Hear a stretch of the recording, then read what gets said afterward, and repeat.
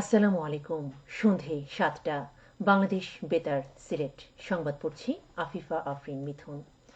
সারা দেশের মতো সিলেটেও আগামীকাল পালিত হবে বাংলা ইশারা ভাষা দিবস। শ্রবণ ও বাক প্রতিবন্ধী মানুষ ইশারার মাধ্যমে তাদের মনের ভাব প্রকাশ করে।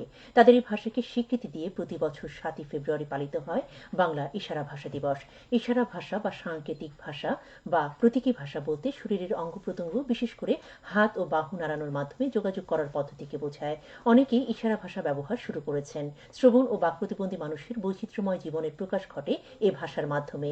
এছাড়া অটিস্টিক, নিউরোলজিক্যাল ডিসঅর্ডার ও বুদ্ধি প্রতিবন্ধীদের অনেকে ইশারা ব্যবহারের মাধ্যমে মানুষের সঙ্গে যোগাযোগ করে থাকেন।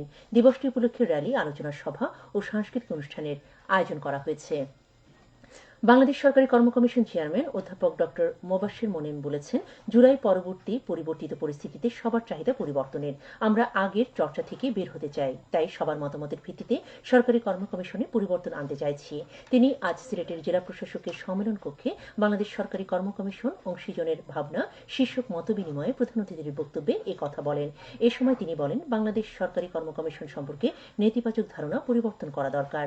এতে বিশেষ অতিথি ছিলেন কমিশনের সচিব ডক্টর মোহাম্মদ সানোয়ার জাহান ভূঁইয়া। স্বাগত বক্তব্য রাখেন সিলেটের বিভাগীয় কমিশনার খান মোহাম্মদ রেজাউন নবী। এতে বিসিএস পরীক্ষায় অংশগ্রহণকারী এবং প্রস্তুতি গ্রহণকারী শিক্ষার্থী, বাংলাদেশ সরকারি কর্মকমিশনের পরিচালকবৃন্দ, ঊর্ধ্বতন সরকারি কর্মকর্তা এবং সাংবাদিকগণ অংশ নেন। জেলা প্রশাসনের সহযোগিতায় বাংলাদেশ সরকারি কর্মকমিশন এর আয়োজন করে। বিভিন্ন বিষয়ে সচেতনতা বৃদ্ধির লক্ষ্যে দিনব্যাপী কর্মশালা অনুষ্ঠিত হয়েছে আজ মৌলভীবাজারে।